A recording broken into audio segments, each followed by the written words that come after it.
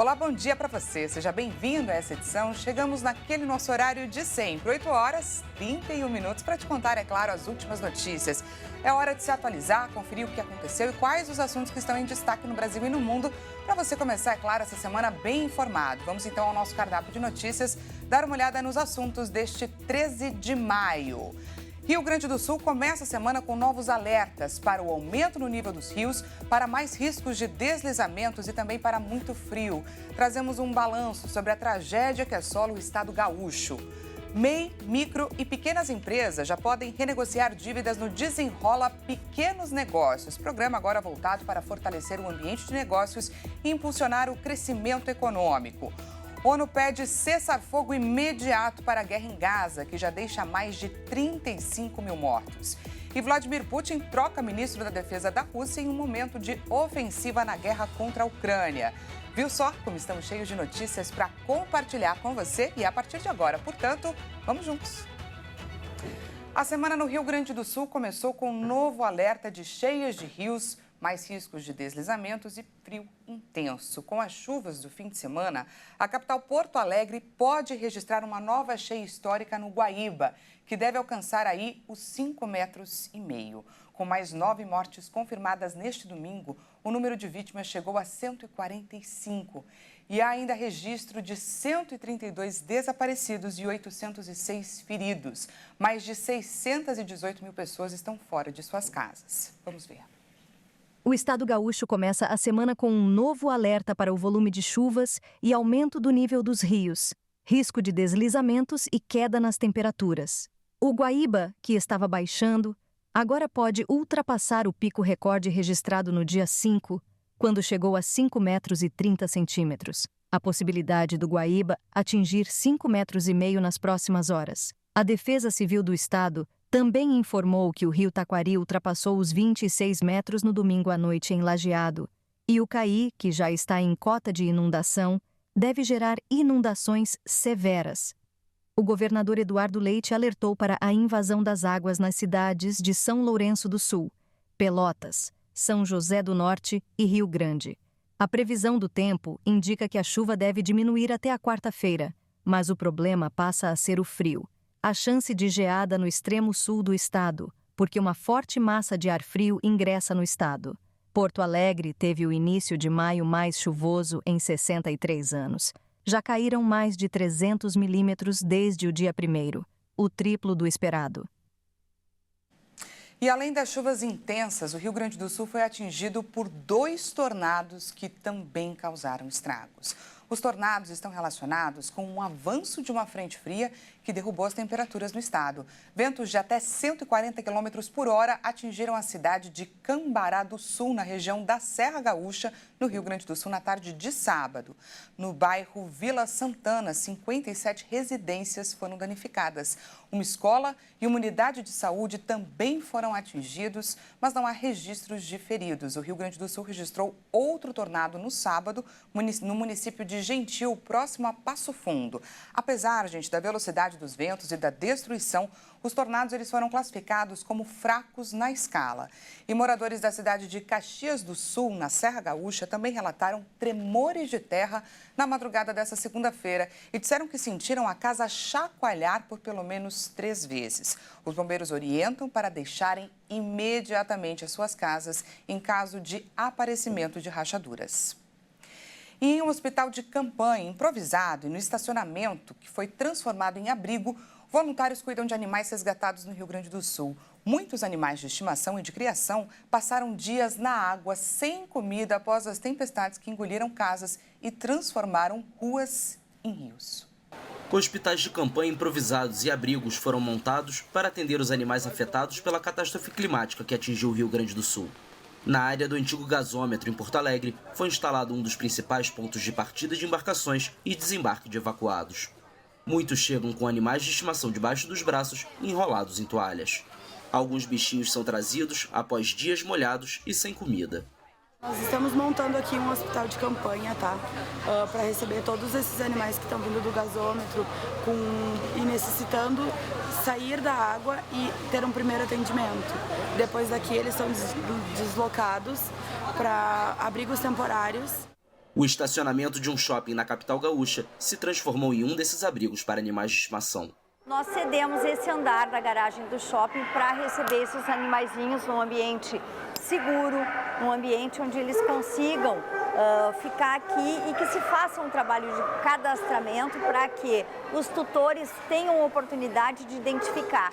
A etapa seguinte é buscar os tutores desses animais, procurar os tutores. Então nós temos alguns instrumentos para isso. O site, as redes sociais, Instagram. Então, se esses animais, se nós não encontrarmos as famílias desses animais, nós partiremos para uma terceira etapa, que é a adoção. Agora a gente muda de assunto, vamos falar agora sobre economia, vamos trazer oportunidade para quem precisa, gente, colocar as contas em dia. A partir desta segunda-feira, microempreendedores individuais e os proprietários de pequenas empresas podem renegociar suas dívidas através do Desenrola Pequenos Negócios. O programa do governo federal é para empresas de pequeno porte com faturamento até 4,8 milhões de reais por ano, com débitos contraídos até o dia 23 de janeiro de 2024.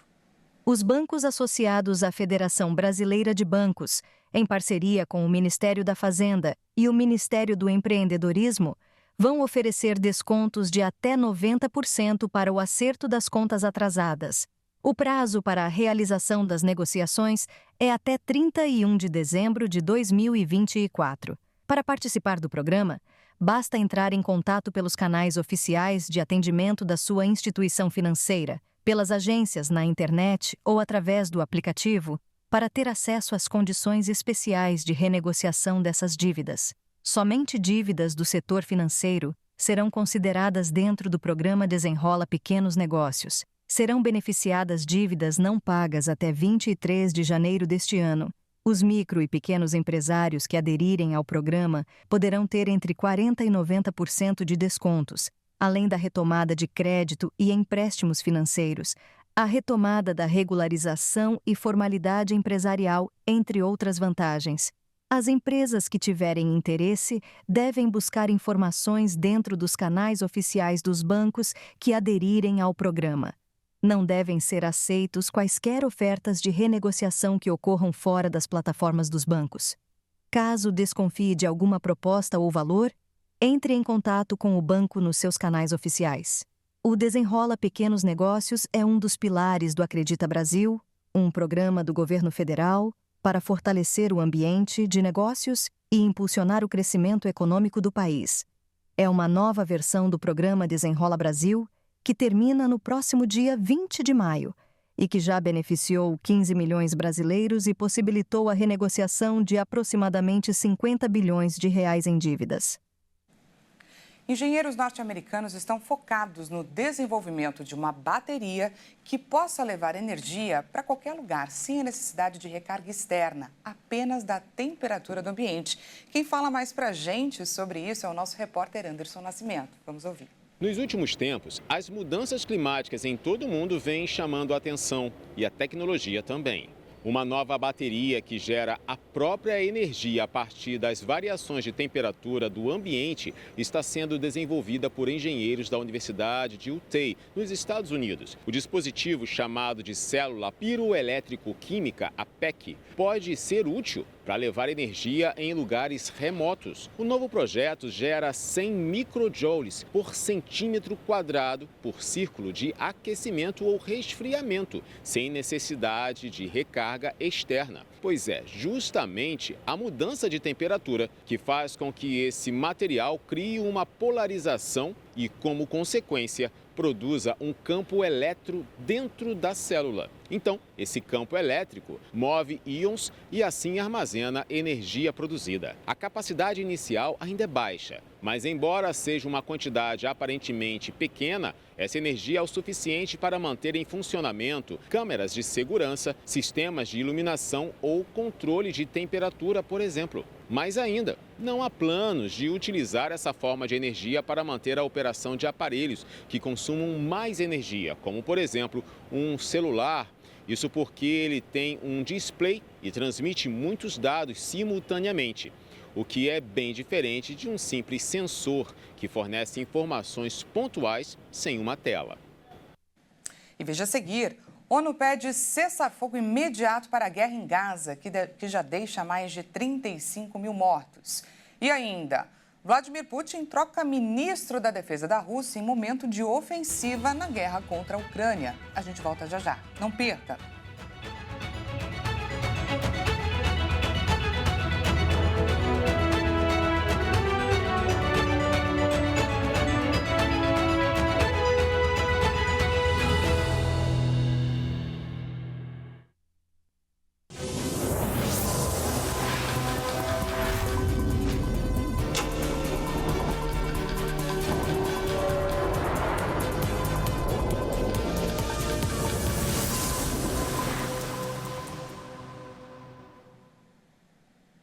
Seja bem-vindo mais uma vez. Nós estamos de volta e ao vivo, 8 horas e 44 minutos pelo horário de Brasília. Trazemos agora os destaques internacionais desta segunda-feira para compartilhar com você. O secretário-geral da ONU, Antônio Guterres, pediu neste domingo um cessar-fogo imediato na faixa de Gaza, território que o exército israelense continua bombardeando após mais de 7 meses de guerra, trazendo um balanço desse conflito no Oriente Médio. De acordo com o Ministério de Saúde palestino, que é controlado pelo Hamas, mais de 35 mil pessoas perderam a vida nos combates. O secretário-geral da ONU, Antônio Guterres, pediu neste domingo um cessar-fogo humanitário imediato na faixa de Gaza. O diplomata português também pediu a libertação incondicional de todos os reféns e um aumento imediato de ajuda humanitária, durante uma conferência internacional no Kuwait. Durante o evento, doadores prometeram mais de 2 bilhões de dólares para operações humanitárias em Gaza. O exército israelense continua bombardeando o estreito território palestino após 7 meses de guerra, que, segundo o Hamas, já deixou mais de 35 mil mortos. Neste domingo, novos bombardeios israelenses foram registrados em várias partes de Gaza, incluindo em Rafah, no extremo sul do território palestino, que abrigava 1,5 milhão de pessoas deslocadas pela guerra, e onde as tropas israelenses preparam uma grande ofensiva terrestre. O exército de Israel afirma que cerca de 300 mil palestinos já deixaram os bairros no leste de Rafah desde segunda-feira, depois de ordens para deixar a área. A ONU alertou que a ajuda humanitária está bloqueada desde que as tropas israelenses entraram no leste da cidade na segunda-feira e tomaram a passagem de fronteira com o Egito, fechando uma entrada vital para o território ameaçado pela fome. Pois é, e pressionado pelos Estados Unidos, o governo de Israel abriu uma nova passagem para a entrada de ajuda humanitária em Gaza. A nova abertura será coordenada também por forças dos Estados Unidos. Vamos conversar sobre a guerra em Gaza, que passa dos 7 meses, com o professor de Relações Internacionais, João Estevam. Seja muito bem-vindo. Bom dia para você. Muito obrigado, bom dia.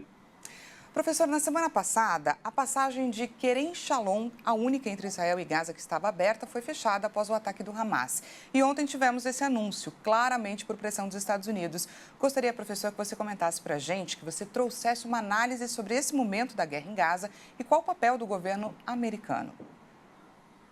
Bom, o que a gente tem visto atualmente é uma certa tentativa do governo israelense de manter o seu controle não somente sobre a faixa de Gaza, mas também por todo o território da Palestina, no de Israel.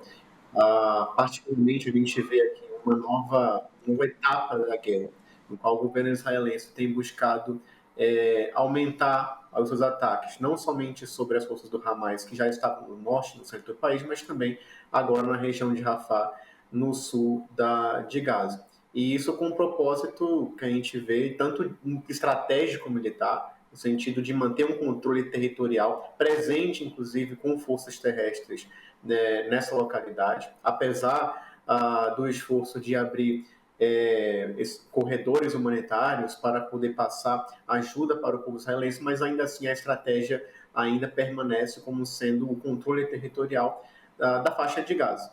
Algo que marca uma nova fase nas relações não somente entre Israel e o Hamas, mas entre Israel e a população palestina. E como vimos na matéria anterior, há uma mobilização por um cessar-fogo imediato. Mas a notícia parece até antiga, devido às sucessivas mobilizações de diversas autoridades por uma trégua. Quais pontos que ainda separam Israel e Hamas nas negociações por esse cessar-fogo?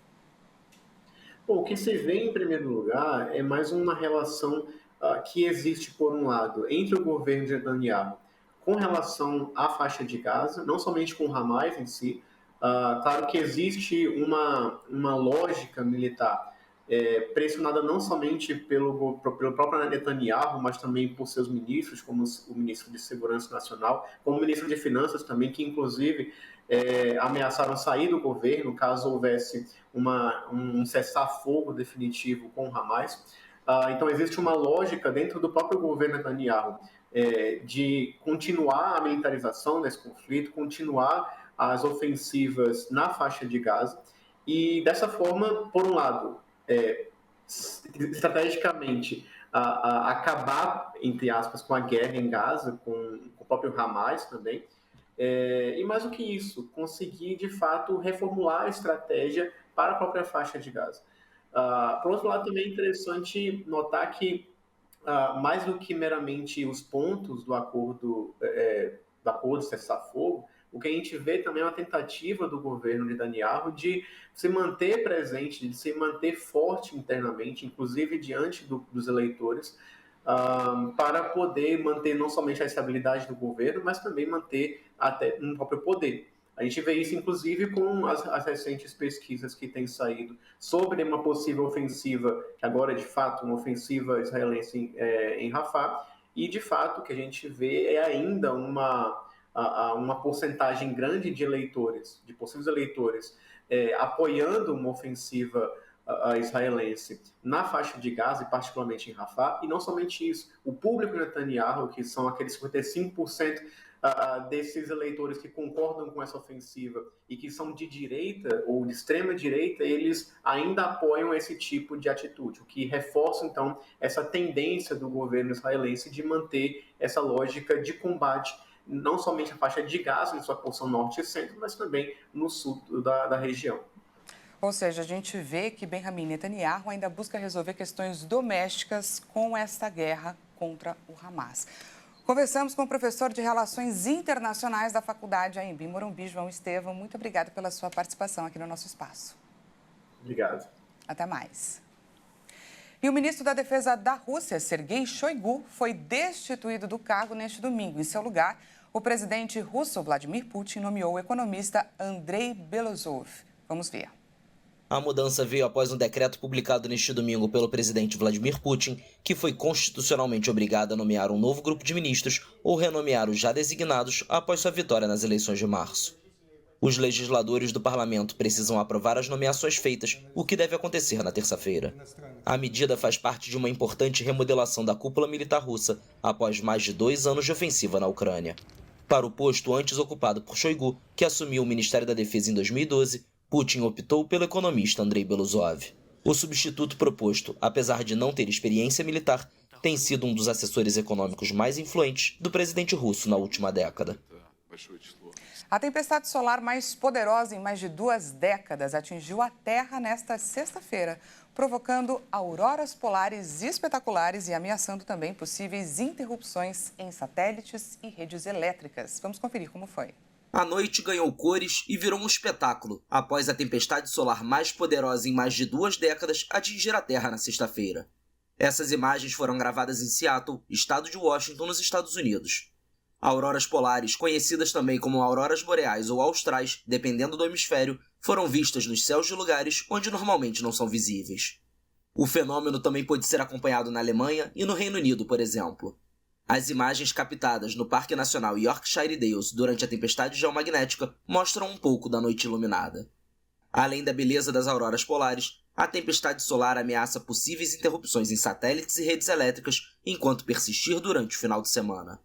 Esta foi a primeira tempestade geomagnética extrema desde outubro de 2003, quando várias delas causaram apagões na Suécia e danos na infraestrutura energética na África do Sul. As autoridades pediram aos operadores de satélites, companhias aéreas e responsáveis pelas redes elétricas que tomassem medidas de precaução contra possíveis perturbações causadas por mudanças no campo magnético da Terra. Os campos magnéticos associados às tempestades geomagnéticas induzem correntes nos condutores longos, incluindo os cabos de energia, o que pode provocar apagões.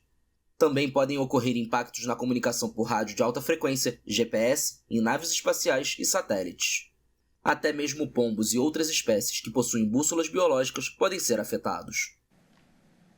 E hoje nós vamos conhecer um pouco mais sobre a Coreia do Sul. Pois é, um dos países com a infraestrutura de transportes e telecomunicações mais modernas do mundo. Depois de dizer isso, não seria nada estranho que a cultura sul-coreana fosse uma das mais influenciadas pelo uso da tecnologia e das redes sociais. Vamos então conferir um pouco mais sobre esse país. A República da Coreia é um país localizado no leste da Ásia, no sul da Península Coreana, com sua capital na cidade de Seul. A Coreia do Sul compartilha uma fronteira com a Coreia do Norte ao norte. Por todos os outros lados, o país é cercado pelo mar. Hoje, a Coreia do Sul é um estado com uma economia bastante desenvolvida, que está se tornando um novo destino turístico interessante e atraindo milhares de visitantes de todo o mundo de ano para ano. O país é famoso por suas áreas de conservação da natureza, estruturas budistas antigas, praias arenosas da ilha de Jeju que atraem fãs de férias na praia, mergulho e surf. E depois de conhecer um pouquinho mais sobre a Coreia do Sul, vamos então com a tecnologia nos transportar diretamente para lá, do Brasil para a Coreia do Sul. A nossa visita hoje é no centro de Seul, que é então a capital da Coreia do Sul. Nas imagens você pode ver o rio Han, que é o principal rio de toda a Coreia e o quarto maior rio da Coreia em extensão. Eu chamo a sua atenção para essa ponte que fica bem ao centro da imagem, pelo fato de ela ter 2 andares, pois é, tendo 2 faixas em cima e 2 faixas embaixo. Muito bacana, não é? E olha só essa curiosidade que eu vou dizer agora. Essa região que a gente vê nas imagens mais ao fundo é da província de Gyeonggi, que é onde está sendo desenvolvido o maior centro de produção de chips de todo o mundo, com investimento aí de 230 bilhões de dólares da Samsung, que é sul-coreana. Esse polo tecnológico tem a previsão de ficar pronto até 2047 e deve fortalecer a posição do país na indústria global de semicondutores. Bom, e é dessa forma, com essas curiosidades, que eu encerro esse jornal de hoje. Não se esqueça que às 10 horas, Juliana Dariva chega com um boletim da manhã para vocês. E eu retorno à 1 da tarde com o balanço das notícias da manhã dessa segunda-feira. Portanto, não perca, encontro marcado. Até lá.